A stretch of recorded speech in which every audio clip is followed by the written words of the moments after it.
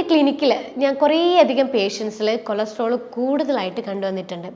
ചിലവർ ബേസിക് ആയിട്ടുള്ള blood test ചെയ്യുമ്പോൾ അങ്ങനെയാണ് കൊളസ്ട്രോൾ കണ്ടുപിടിച്ചത്. ഈ ഒരു കൊളസ്ട്രോൾ നമ്മൾ ആ ലിപ്പിഡ് പ്രൊഫൈൽ ചെക്ക് ചെയ്യുമ്പോൾ ടോട്ടൽ കൊളസ്ട്രോൾ കൂടുതലാണ്, LDL കൂടുതലാണ്, HDL കൂടുതലാണ്. ഇത് കാരണം നമുക്ക് ഫാറ്റി ലിവർ ഉണ്ടാവാനുള്ള പോസിബിലിറ്റി. ഇത്രയും ഭക്ഷണ കാര്യങ്ങൾ നിങ്ങൾ ശ്രദ്ധിക്കുകയാണ്, ഇത്രയും ജീവിതശൈലി നിങ്ങൾ മാറ്റങ്ങൾ വരുത്തുമ്പോൾ തന്നെ നിങ്ങളുടെ കൊളസ്ട്രോൾ താനെ നോർമൽ ലെവലിലോട്ടേക്ക് വരാൻ തുടങ്ങും.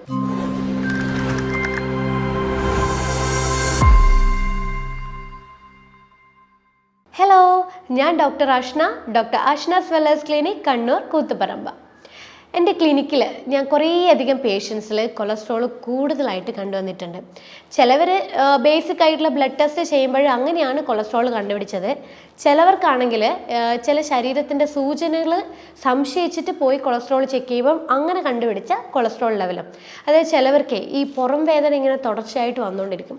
ചിലർക്കാണെങ്കിൽ കണ്ണിൻ്റെ താഴ്ഭാഗത്തായിട്ടൊരു തടിപ്പ് പോലെ വരിക, പിന്നെ ഭയങ്കരമായിട്ട് ക്ഷീണം വരിക, ശരീരത്തിലൊട്ടാകെ ഒരു വേദനകളൊക്കെ വരിക. അപ്പം അങ്ങനെയുള്ള ചിലർ പോയിട്ട് കൊളസ്ട്രോൾ ചെക്ക് ചെയ്യുമ്പം അതിൻ്റെ പകരം നോക്കുമ്പോൾ കൊളസ്ട്രോൾ ഇങ്ങനെ കൂടുതലായിട്ട് ബ്ലഡ് ടെസ്റ്റിൽ കണ്ടുവരാം. അപ്പോൾ ചിലർ ഈ ബ്ലഡ് ടെസ്റ്റ് കണ്ട് ഭയന്ന് അങ്ങനെ ക്ലിനിക്കിൽ വന്നിട്ട് കുറേയധികം സംശയങ്ങൾ ചോദിച്ചിട്ടുണ്ട്.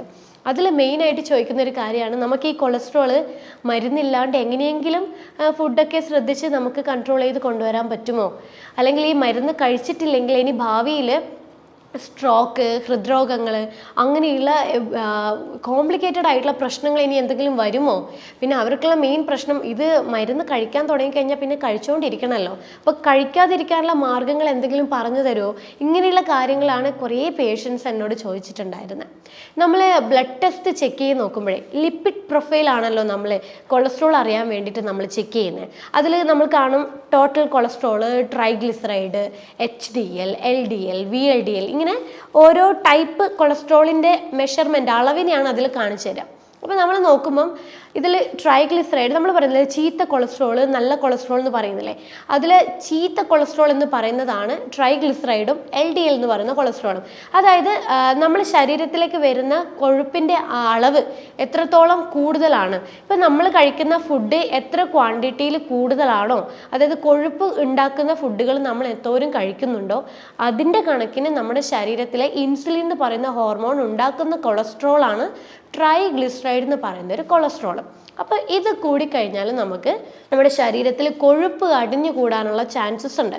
അതാണ് പിന്നീട് നമുക്ക് ഈ രക്തക്കുഴൽ വഴിയൊക്കെ കൂടുതലായിട്ട് കൊളസ്ട്രോൾ പോകുന്നത്. അതായത് നമ്മുടെ രക്തക്കുഴലിലെ ഭിത്തികൾക്കുള്ളിൽ അടിഞ്ഞു കൂടുന്ന കൊഴുപ്പാണ് LDL എന്ന് പറയുന്ന ഒരു കൊളസ്ട്രോൾ.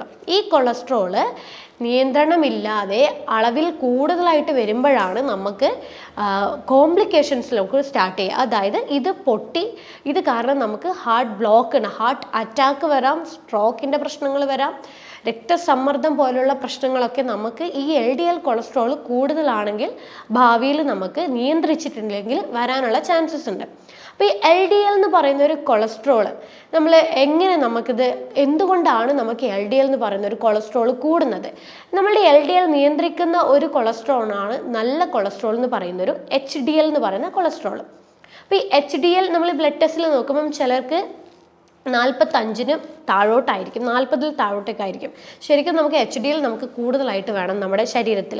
HDL കൂടുതലായിട്ടുണ്ടെങ്കിൽ മാത്രമേ, അതായത് 40 മുകളിലോട്ട് വന്നു കഴിഞ്ഞാൽ മാത്രമേ നമ്മൾ ബ്ലഡ് ടെസ്റ്റിൽ കാണുന്നുള്ളൂ, അതിൻ്റെ റേഞ്ച് നമുക്ക് കാണാമല്ലോ. അപ്പോൾ 40-ന് മുകളിലോട്ട് വരുന്ന HDL ആണ് ശരിക്കും ശരീരത്തിന് ആവശ്യമുള്ളത്. അപ്പോൾ കൂടുതലായിട്ട് HDL ശരീരത്തിൽ ഉണ്ടെങ്കിൽ നമുക്ക് LDL എന്ന് പറയുന്ന ഒരു കൊളസ്ട്രോളിനെ നിയന്ത്രിക്കാൻ പറ്റും. പക്ഷേ HDL കുറവാണ്, LDL കൂടുതലാണെങ്കിലാണ് നമുക്ക് കോംപ്ലിക്കേഷൻസ് കുറച്ച് കഴിഞ്ഞ് കഴിഞ്ഞാൽ സ്റ്റാർട്ട് ചെയ്യുന്നത്. അപ്പോൾ LDL എന്തുകൊണ്ടാണ് നമ്മുടെ ശരീരത്തിൽ ഇങ്ങനെ കൂടി വരുന്നത്? ഈ കൊളസ്ട്രോൾ എന്ന് പറയുന്നതിൻ്റെ മെയിൻ കാര്യം നമ്മുടെ ജീവിതശൈലിയിൽ ഉണ്ടാവുന്ന മാറ്റങ്ങളാണ്. അതായത് നമ്മുടെ ഭക്ഷണ ക്രമീകരണത്തിൽ ഉണ്ടാവുന്ന എന്തെങ്കിലും ഒരു മാറ്റങ്ങൾ, അല്ലെങ്കിൽ നമ്മൾ കൃത്യമായി വ്യായാമം ചെയ്യാതിരിക്കുക, അങ്ങനെയുള്ള ചില കാര്യങ്ങൾ കൊണ്ട് നമുക്ക് കൊളസ്ട്രോൾ കൂടാനുള്ള ചാൻസസ് ഉണ്ട്. അപ്പോൾ നമ്മൾ ഈ ഭക്ഷണത്തിൻ്റെ അകത്ത് ഈ സാച്ചുറേറ്റഡ് ആയിട്ടുള്ള ഫാറ്റ് അടങ്ങിയ ഫുഡുകൾ, അതായത് ഈ പാം ഓയിൽ, സൺഫ്ലവർ ഓയിൽ, ഇങ്ങനെയുള്ള ഓയിൽസ് നമ്മൾ കൂടുതൽ യൂസ് ചെയ്യുന്നവരാണെങ്കിൽ അവരുടെ ശരീരത്തിൽ സാച്ചുറേറ്റഡ് ആയിട്ടുള്ള ഫാറ്റ് കൂടുതലായിട്ട് വരും. അതുപോലെ ഈ ജങ്ക് ഫുഡ്സ്, ഓയിലി എണ്ണയിൽ വറുത്ത് പൊരിച്ച ഭക്ഷണങ്ങൾ, ഇങ്ങനെയുള്ള ഭക്ഷണങ്ങൾ കഴിക്കുമ്പോഴാണ് ശരീരത്തിലേക്ക് സാച്ചുറേറ്റഡ് ആയിട്ടുള്ള ഫാറ്റ് കൂടുതലായിട്ട് വരിക. ഇത് നമുക്ക് LDL എന്ന് പറയുന്ന ഒരു കൊളസ്ട്രോൾ കൂടാനുള്ള ചാൻസസ് ഉണ്ട്. അതുപോലെ നമ്മൾ മദ്യപിക്കുന്ന ഒരു വ്യക്തിയാണെങ്കിൽ നമുക്ക് LDL എന്ന് പറയുന്ന ഒരു കൊളസ്ട്രോൾ കൂടാം. അതുപോലെ നമുക്ക് വ്യായാമമൊന്നുമില്ല, ഇപ്പം നമ്മൾ ദിവസവും 3 നേരം കലോറി അടങ്ങിയ അല്ലെങ്കിൽ അന്നജം കൂടുതലായിട്ടുള്ള ഭക്ഷണങ്ങൾ കഴിച്ചു കഴിഞ്ഞാൽ അതെന്ത് ചെയ്യും, നമ്മുടെ ശരീരം അത് എനർജി ആക്കിയിട്ടാണ് മാറ്റുക. അപ്പോൾ നമുക്ക് കൃത്യമായിട്ട് വ്യായാമം ഇല്ലാതിരിക്കുമ്പോൾ നമ്മുടെ ശരീരത്തിൽ ഈ നമ്മൾ അന്നജം വഴി ഉള്ളിലേക്ക് എത്തിയ ഗ്ലൂക്കോസ് അത് ഉപയോഗിക്കാതെ, എനർജിയാക്കി മാറ്റി ഉപയോഗിക്കാതെ വരുമ്പോഴത് ഫാറ്റായിട്ട് അടിഞ്ഞുകൂടും. അപ്പോൾ നമുക്ക് എന്തുണ്ടാവാം, നമുക്ക് ഈ രക്തക്കുഴൽ വഴിയൊക്കെ ഈ ഫാറ്റ് പോകാനുള്ള ചാൻസസ് ഉണ്ട്. അത് കാരണം നമുക്ക് LDL കൂടാം.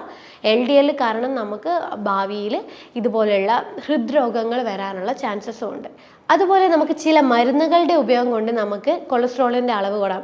ചിലവർ ഈ BP-യുടെ മരുന്ന് എടുക്കുന്നവർക്ക്, തുടർച്ചയായിട്ട് BP-യുടെ മരുന്ന് എടുക്കുന്നവർക്ക് കൊളസ്ട്രോൾ കൂടാനുള്ള ചാൻസസ് ഉണ്ട്. അതുപോലെ ചില ആരോഗ്യ പ്രശ്നങ്ങൾ കൊണ്ട്, അതായത് നമുക്ക് തൈറോയിഡിൻ്റെ പ്രശ്നങ്ങൾ കൊണ്ടോ പ്രമേഹത്തിൻ്റെ പ്രശ്നങ്ങളൊക്കെ കൊണ്ടുള്ളവർക്ക് കൊളസ്ട്രോൾ കൺട്രോൾ ഇല്ലാതെ വരാനുള്ള ചാൻസസ് ഉണ്ട്. പിന്നെ ഈ ഒരു കൊളസ്ട്രോൾ നമ്മൾ ആ ലിപ്പിഡ് പ്രൊഫൈൽ ചെക്ക് ചെയ്യുമ്പോൾ ടോട്ടൽ കൊളസ്ട്രോൾ കൂടുതലാണ്, LDL കൂടുതലാണ്, HDL കൂടുതലാണ്. ഇത് കാരണം നമുക്ക് ഫാറ്റി ലിവർ ഉണ്ടാവാനുള്ള പോസിബിലിറ്റി ഉണ്ട്. കാരണം ആ കൂടി കിടക്കുന്ന ട്രൈഗ്ലിസറൈഡ് ഉണ്ടല്ലോ, നമ്മൾ നേരത്തെ പറഞ്ഞു, നമ്മൾ കൂടുതലായിട്ട് അന്നജം കഴിക്കുമ്പം കൂടുതലായിട്ട് ട്രൈഗ്ലിസറൈഡ് എന്ന് പറയുന്ന ഒരു കൊളസ്ട്രോൾ നമ്മുടെ ശരീരത്തിൽ ഉണ്ടാകും. അപ്പം ഇത് കൂടുതലായിട്ട് നിന്ന് കഴിഞ്ഞാൽ അത് നമ്മുടെ ലിവറിൽ കെട്ടിക്കിടക്കാനും അത് ഫാറ്റി ലിവർ ആവാനുള്ള ചാൻസസ് ഉണ്ട്. അതുപോലെ ഈ LDL എന്ന് പറയുന്നത് 100-ൽ താഴോട്ടാണ് LDL വേണ്ടത്. പക്ഷേ ഇതൊരു 130, 140 റേഞ്ച്, 160 വരെയൊക്കെ പോകുന്നത് വലിയ പ്രശ്നമില്ല. പക്ഷേ ഇത് 200-ന് മുകളിലോട്ട് വരുമ്പോഴാണ് ശരിക്കും LDL സംബന്ധിച്ചിട്ടുള്ള കോംപ്ലിക്കേഷൻസ് കാര്യങ്ങളൊക്കെ നമുക്ക് വരുന്നത്. കൊളസ്ട്രോൾ ഉള്ളവർക്ക് മരുന്നുകളുടെ ഉപയോഗമില്ലാതെ എങ്ങനെ നമുക്ക് കൊളസ്ട്രോൾ നിയന്ത്രിക്കാം, LDL കൊളസ്ട്രോൾ ആയാലും ട്രൈഗ്ലിസറൈഡ് എന്ന് പറയുന്ന കൊളസ്ട്രോൾ ആയാലും എങ്ങനെ നമുക്ക് നിയന്ത്രിക്കാം? അത് ഭക്ഷണത്തിൽ ഉണ്ടാകുന്ന മാറ്റങ്ങൾ വെച്ച് നമുക്ക് നിയന്ത്രിക്കാൻ പറ്റും.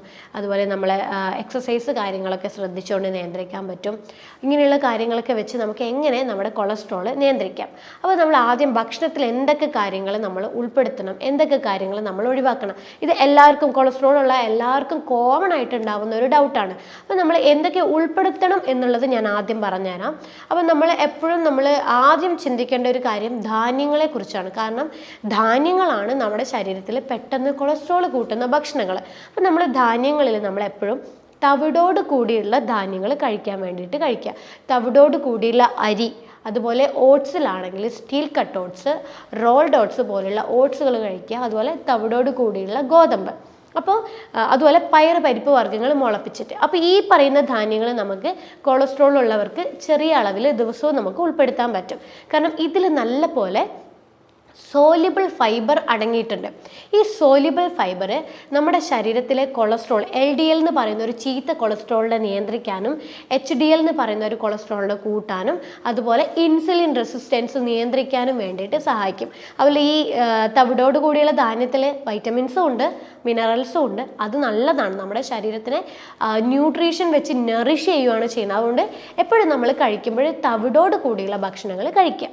ഫ്രൂട്ട്സിൽ നമുക്ക് കൊളസ്ട്രോൾ കുറയാൻ വേണ്ടിയിട്ട്, അതായത് ചീത്ത കൊളസ്ട്രോൾ ആയിട്ടുള്ള LDL കൊളസ്ട്രോൾ കുറയാൻ വേണ്ടിയിട്ട് ഉൾപ്പെടുത്താൻ പറ്റുന്ന ഒന്നാണ് ആപ്പിൾ.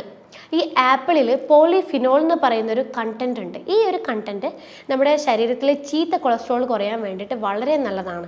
അപ്പോൾ നമ്മൾ ആപ്പിൾ ഒരു ദിവസം 2 ആപ്പിൾ വെച്ച് കഴിക്കും. അതൊരു നേരത്തെ ഭക്ഷണമാക്കിയിട്ട് തന്നെ നമ്മൾ മാറ്റുക, അല്ലാതെ ഇടവിട്ട സമയങ്ങളിലല്ല. ഒരു നേരത്തെ ഭക്ഷണമാക്കി മാറ്റുവാണെങ്കിൽ കൊളസ്ട്രോൾ കുറയാൻ വേണ്ടിയിട്ട് വളരെ നല്ലതാണ്. അതുപോലെ നമ്മൾ സിട്രസ് ആയിട്ടുള്ള ഫ്രൂട്ട്സ്, അതായത് ഓറഞ്ച്, മുസമ്പി, പൈനാപ്പിൾ, മുന്തിരി പോലത്തെ സിട്രസ് ഫ്രൂട്ട്സ് ഉൾപ്പെടുത്തുന്നതും ബെറീസ് അങ്ങനെയുള്ള ഫ്രൂട്ട്സൊക്കെ നമുക്ക് ഉൾപ്പെടുത്തുന്നത് കൊളസ്ട്രോൾ കുറയാൻ വേണ്ടിയിട്ട് വളരെ നല്ലതാണ്. പിന്നെ നമുക്ക് ഉൾപ്പെടുത്താൻ പറ്റുന്നതാണ് നട്ട്സും സീഡ്സും. ഈ നട്ട്സ് സീഡ്സ് എന്ന് പറയുമ്പോൾ ആൽമണ്ട്, കാൽഷ്യൂസ്, ബദാം. നമുക്ക് പേടിയാണ് ശരിക്കും ഈ അണ്ടിപ്പരിപ്പ് കഴിക്കാൻ പറ്റുമോ, കൊളസ്ട്രോൾ കൂടില്ലെന്ന് ചിന്തിക്കുന്നവരുണ്ട്. പക്ഷേ ഈ കാഷ്യൂസ്, നട്ട്സിൽ അങ്ങനെയുള്ള എല്ലാ നട്ട്സും സീഡ്സിൻ്റെ അകത്തും അടങ്ങിയിരിക്കുന്നത് മോണോ അൺസാച്ചുറേറ്റഡ് ആയിട്ടുള്ള ഫാറ്റി ആസിഡാണ്. അതായത് നല്ല ഫാറ്റാണ് ഇതിൽ അടങ്ങിയിരിക്കുന്നത്. അതേപോലെ ഒമേഗ 3 ഫാറ്റ്. ഇത് രണ്ടും നല്ല ഫാറ്റുകളാണ്. അപ്പോൾ ഇതുകൊണ്ട് തന്നെ നമുക്കിത് കഴിക്കുന്നത് കൊണ്ട് കൊളസ്ട്രോൾ കൂടില്ല, മറിച്ച് LDL കൊളസ്ട്രോൾ കുറയ്ക്കാനും HDL എന്ന് പറയുന്ന ഒരു നല്ല കൊളസ്ട്രോൾ കൂട്ടാനും വേണ്ടിയിട്ട് നമുക്ക് ഈ ഭക്ഷണം നമുക്ക് കൊളസ്ട്രോൾ കുറയാൻ വേണ്ടിയിട്ട് ഉൾപ്പെടുത്താം. പിന്നെ നമുക്ക് മീനുകളാണ്, അതായത് omega-3 അടങ്ങിയിട്ടുള്ള നല്ല ഫാറ്റ് അടങ്ങിയിട്ടുള്ള മീനുകൾ, നമ്മൾ ചെറിയ ചെറിയ മീനുകൾ, മത്തി, നത്തോലി, അങ്ങനെയുള്ള ചെറിയ ചെറിയ മീനുകളൊക്കെ നമ്മൾ ഉൾപ്പെടുത്തുന്നത് omega-3 ഫാറ്റി ആസിഡ് കൂടാൻ വേണ്ടിയിട്ട് വളരെ നല്ലതാണ്. പിന്നെ നമുക്ക് ഉൾപ്പെടുത്താൻ പറ്റുന്നതാണ് വെണ്ടക്ക. ഈ കൊളസ്ട്രോൾ കുറയാൻ വേണ്ടിയിട്ട് ഏറ്റവും നല്ല സപ്പോർട്ട് ചെയ്യുന്നൊരു വെജിറ്റബിൾ ആണ് വെണ്ടക്ക. അപ്പോൾ ഈ വെണ്ടക്കയിലൊരു മ്യൂസിൻ എന്ന് പറയുന്ന ഒരു കണ്ടന്റ് ഉണ്ട്. ഈ മ്യൂസിൻ നമ്മളുടെ LDL കൊളസ്ട്രോൾ കുറയാൻ വേണ്ടി നല്ലതാണ്. അപ്പോൾ ദിവസവും നമുക്ക് വെണ്ടക്കയുടെ വറവോ അല്ലെങ്കിൽ തോരനോ ആയിട്ട് നമുക്ക് ദിവസവും കഴിക്കുന്നത് കൊളസ്ട്രോൾ കുറയാൻ വേണ്ടിയിട്ട് നല്ലതാണ്. അതുപോലെ അവക്കാഡോ, നമുക്ക് അവക്കാഡോ എന്ന് പറയുന്നത് എല്ലാവർക്കും അറിയാം, ഇതൊരു നല്ലൊരു ഫാറ്റാണ്. അപ്പോൾ ഈ നല്ല ഫാറ്റ് എന്ന് പറയുന്നത് HDL ആണ്. HDL കൂടാൻ വേണ്ടിയിട്ട് നമുക്ക് അവക്കാഡോ ഉൾപ്പെടുത്താം. HDL കൂടുമ്പോൾ LDL താനെ കുറയാൻ വേണ്ടിയിട്ട് സഹായിക്കും. പിന്നെ നമുക്ക് ഉൾപ്പെടുത്താൻ പറ്റുന്നതാണ് extra virgin olive oil. Olive oil നമുക്ക് omega-3 ഫാറ്റി ആസിഡ് റിച്ച് ആയിട്ടുള്ളതായതുകൊണ്ട് തന്നെ LDL കൊളസ്ട്രോൾ കുറയാൻ വേണ്ടിയിട്ട് വളരെ നല്ലതാണ്. അപ്പോൾ നമ്മൾ ഇത് കുക്ക് ചെയ്യാൻ ഉപയോഗിക്കരുത്. സാലഡിൽ നമ്മൾ 1 ടീസ്പൂണ് ഈ ഒലിവ് ഓയിൽ ഉൾപ്പെടുത്തുവാണെങ്കിൽ നമുക്ക് HDL കൂടാനും LDL കുറയാനും വേണ്ടിയിട്ട് വളരെ നല്ലതാണ്. പിന്നെ നമ്മൾ ഭക്ഷണത്തിൽ ഇലക്കറികൾ നന്നായിട്ട് ഉൾപ്പെടുത്താൻ വേണ്ടി ശ്രദ്ധിക്കുക. ബ്രക്കോളി, കാബേജ്, ചീര, ഇതൊക്കെ നമ്മൾ ഉൾപ്പെടുത്തുമ്പോൾ LDL കുറയും. കാരണം ഇതിലൊക്കെ നല്ലപോലെ ഫൈബറിൻ്റെ അളവ് അടങ്ങിയിരിക്കുന്നത് കൊണ്ട് തന്നെ കൊളസ്ട്രോൾ കുറയാൻ വേണ്ടിയിട്ട് വളരെ നല്ലതാണ്. പിന്നെ നമുക്ക് വെളുത്തുള്ളി, ദിവസവും നമ്മളൊരു 2 വെളുത്തുള്ളി നമ്മൾ ചമ്മന്തിയായിട്ടോ അല്ലെങ്കിൽ ചുട്ടിട്ടോ കഴിക്കുന്നത് കൊളസ്ട്രോൾ കുറയാൻ വേണ്ടി വളരെ നല്ലതാണ്. കാരണം ഇതിൽ അലിസിൻ എന്ന് പറയുന്ന ഒരു ആൻറ്റി ഓക്സിഡൻ്റ് ഉണ്ട്.